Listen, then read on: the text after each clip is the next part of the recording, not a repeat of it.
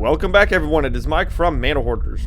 On February 25th, 2022, From Software released their open-world action role-playing game, Elden Ring.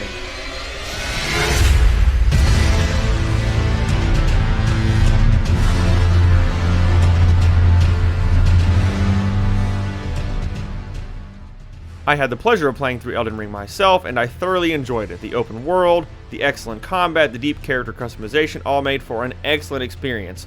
But with this game, as well as the Dark Souls titles and other From Software titles before it, one thing stood out above all else: the boss battles. Now, I would like to preface this by saying there has not been an official Elden Ring and Wizards of the Coast crossover, but with such IPs such as The Walking Dead, Street Fighter, and even most recently Warhammer 40k making their way into the Magic universe, it is not something that would be, albeit impossible, to see in the future. Now with that out of the way, the question lies, which Elden Ring boss did we decide to build around in this Commander deck tech? So, without further delay, I would like to give you our Commander deck tech for none other than Melania, Blade of Miquella. You can cast Melania for 5, a red, a white, and a black. You get a 4/4 legendary creature Demigod. She costs 1 less to cast for each 1 life you've gained this turn. She has First Strike and Lifelink. You can also pay 5 life and put 3 +1/+1 counters on Melania. You can only activate this ability on your turn and only once each turn. Before we get too far ahead of ourselves, I do have one thing I would like to note. For those of you who are Magic purists and do not like custom commanders, or for those of you who actually feel a bit disappointed you cannot actually run Melania as a real commander, fear not. This is actually a reskin of a Mardu commander that does exist. That commander in question is Lycia Sanguine Tribune. I tried to do an exact reskin of Lycia Sanguine Tribune from the converted mana cost, the power and toughness, and all relevant abilities, with really the only things changing are the names on the card for the abilities and the actual creature type, from Vampire Soldier to Demigod. Now, I would like to point out, you should always check with your playgroup before running any sort of custom cards, especially custom commanders. But if it would help put them at ease, you can reassure them that all of her stats already exist on a current commander that sees play to this day. Now let's go over a few key points. First up, the final price for this build came in at $104.96. This does include the price of Lycia Sanguine Tribune as the commander getting reskinned, and all of our lands. Now do bear in mind, some of these prices will vary greatly depending on the quality of the cards you purchase, the vendor you use, and a variety of other factors. While our strategy is not the simplest to pull off, I feel like the amount of flavor we have wrapped in this deck makes it absolutely worth it. Now I would like to stop while we're ahead and let you know I am going to be dropping some spoilers regarding the boss battle from Elden Ring. So if you have not reached this point of the game, feel free to pause or fast forward to this point and continue the video from there. So in terms of flavor, obviously Melania costs quite a bit. While she does have cost reduction tacked onto herself, I feel like the 8 mana cost really encaptures the fact that it is a very late game boss in the game that does require some work to get to. Also in her boss battle, she is a very skilled swordsman and she is very fast, which I feel is captured fairly well with the First Strike ability. Also, another interesting part of the battle is every time she hits you with her sword, while she is dealing damage to you, she is in fact healing herself. So I feel this is very well captured by the Lifelink ability. Now in terms of her final ability, paying 5 life to get 3 1/1 counters, she does in fact get a bit stronger. We could look at this as a parallel in the game when you reach the second phase of her boss fight, where she undergoes a transformation, gets a bit stronger, and is all that more deadly. Now for those of you who have been able to survive long enough to reach the second phase of her boss fight, you know that when she undergoes her transformation, she is able to infect the player with Scarlet Rot. This is a status ailment that builds up on the player over time that, at least in my experience when fighting Melania, once the bar reaches full, you die. Now in terms of fitting it into the theme, I didn't go with the obvious choice, which is to run all of the infect cards in these colors. Instead, I went with a personal favorite of mine, which is Wither, which has much of the same effect against creatures, but you are not able to knock players out of the game with it. That will actually lead into the first section of the deck, which is our Scarlet Rot section.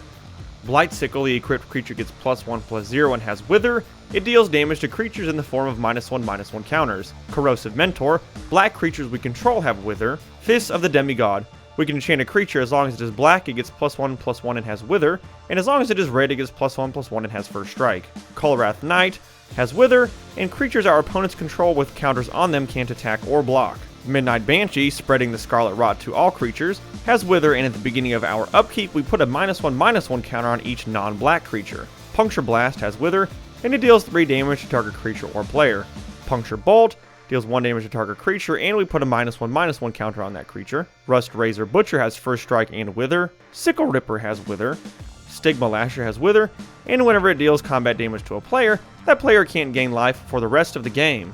And Tainted Strike, we do have a little bit of Infect. Target creature gets +1/+0 and gains Infect until end of turn. Now let's go ahead and dive into the remainder of the deck. First up are our artifacts. Arcane Signet can tap to give 1 mana of our commander's color identity. Bonshu's Monument makes our black creature spells cost 1 less, and whenever we cast a creature spell, each opponent loses a life and we gain a life. Boros Signet can tap for a red and a white. Oketra's Monument makes our white creature spells cost 1 less to cast, and whenever we cast a creature spell, we get a 1/1 white warrior creature token with Vigilance.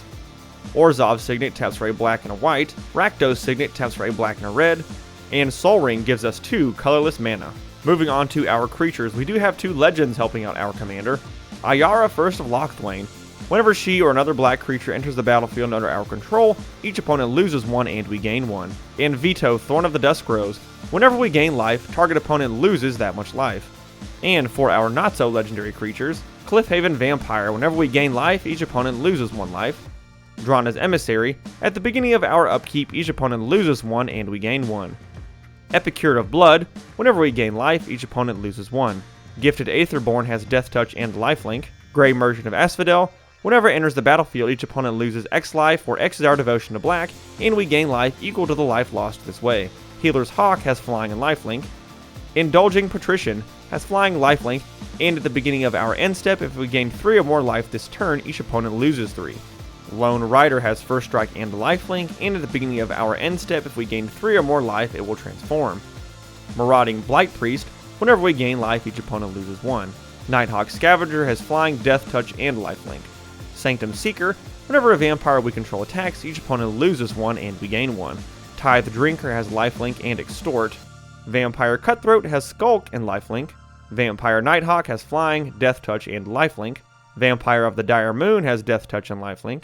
Vanewitch Coven. Whenever we gain life, we can pay a black mana. If we do, we can return target creature card from our graveyard to our hand. And Welcoming Vampire. Whenever 1 or more other creatures with power 2 or less enter the battlefield under our control, we can draw a card, but this ability triggers only once each turn. Moving on to our enchantments, Ajani's Mantra. At the beginning of our upkeep, we can gain a life. Ajani's Welcome. Whenever another creature enters the battlefield under our control, we can gain 1 life. Blind Obedience has Extort, and also artifacts and creatures our opponents control enter the battlefield tapped. Cleric Class gives us some additional life gain and some 1/1 counters. Dawn of Hope. Whenever we gain life, we can pay 2. If we do, we draw a card. Griffin Airy. At the beginning of our end step, if we gain 3 or more life, we get a 2/2 white griffin creature token with flying. Light of Promise. The enchanted creature has, whenever you gain life, put that many +1/+1 counters on this creature. Phyrexian Reclamation gives us some good graveyard recursion, and True Conviction gives all of our creatures double strike and lifelink. Moving on to our instants. Dark Ritual can give us 3 black mana. Death Denied, we can return X target creature cards from our graveyard to our hand. Heartwarming Redemption, we can discard all the cards in our hand, then draw that many cards +1. We gain life equal to the number of cards in our hand. Light of Hope, we can choose 1, gain 4 life, destroy target enchantment, or put a +1/+1 counter on target creature. Make a Stand, creatures we control get +1/+0 and gain indestructible until end of turn. Revitalize, we gain 3 life and we draw a card. Unbreakable Formation, creatures we control gain indestructible until end of turn.